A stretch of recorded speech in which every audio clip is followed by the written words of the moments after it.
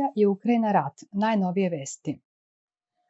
Podstaknuta nedavnim uspehom u ponovnom zauzimanju grada Hersona na jugu zemlje, Ukrajina je izvršila novu kontraofanzivu u istočnoj provinciji Lugansk, čak i ako se približava zima.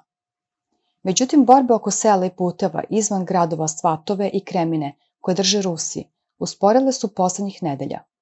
Vojni stručnjaci smatraju da su obe strane počele da prilagođavaju svoj pristup lošim vremenskim prilikama. Direktna borba je za sada završena u ukrajinskom selu Makijevka, a lokalni zvaničnik je o razmerama razaranja rekao sledeće. Na ulicama nema ni jedne žive duše, a gotovo da nema preživele kuće. Čak ni kula mobilne telefonije nije preživela. Ukrajina je saopštila da je poslednjih dana ponovo zauzela selo blizu linije fronta na severu Luganska, ali Serhij Gidaj, regionalni vojni guverner, rekao je da su ruske snage nastavile sa granatiranjem.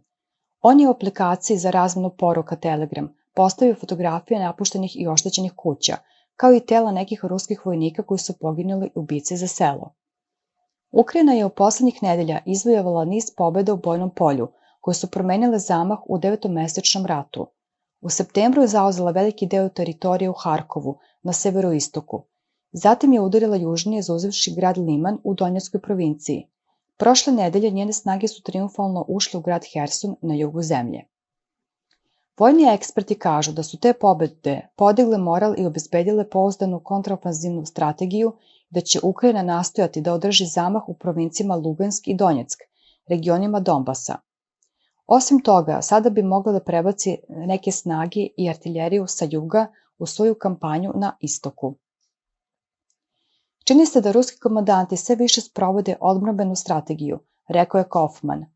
Izgleda da je Moskva poboljšala svoju sposobnost da uskladi svoje resurse sa svojim vojnim ciljem, a primer je relativno uredno povlačenje ruskih snaga sa otkrivenog položaja na zapadnoj obali reke Dnjepar, u oblasti Herson.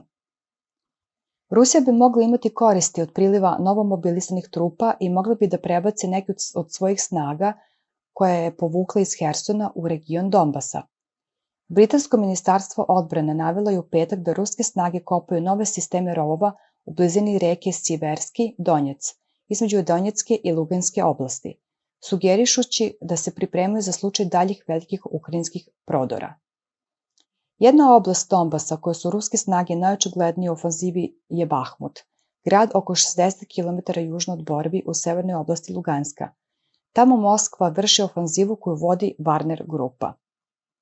Rusija, koja sada kontroliše manje ukrajinske teritorije nego prvih nedelja invazije, polaže nade u to da će da izdrži liniju fronta tokom zime, da će i general Zima, stari nadimak za surovo hladno vreme, koje je desetkovalo Napoleonove i Hitlerove snage, možda još jednom da pomogne Moskvi.